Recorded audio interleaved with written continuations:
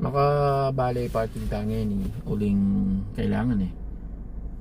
Minsan isipan ko kaya ni gastos. Isipan mo 120.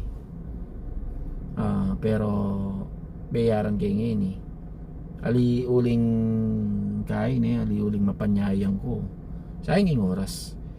Kasi kay ni may pagsamsama na ngayon kay ning SM eh. Ngayon, lalo na ngayon kaya makakaya eh.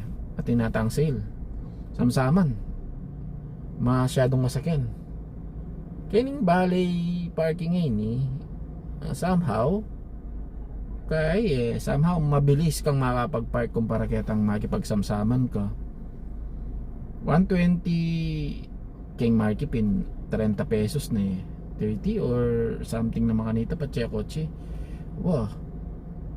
Bala magdagdag na kang magkano 90 pesos.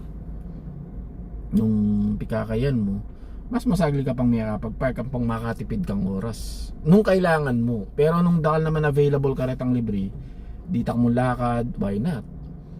Pero Kenny, nang kasakit, ba't na kami kayong gulot kitang tech hub?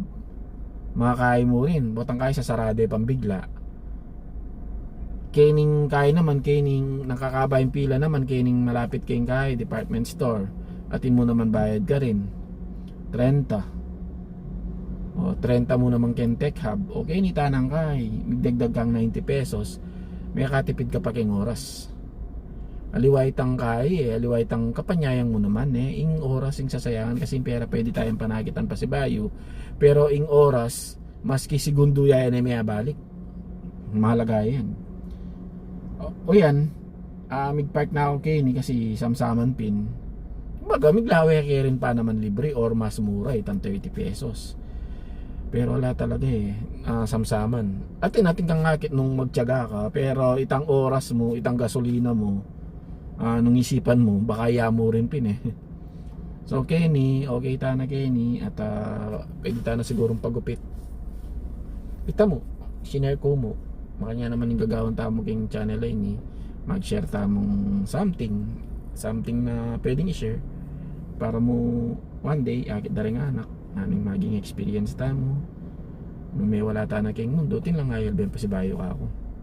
Okay, pagupit ko pasoy.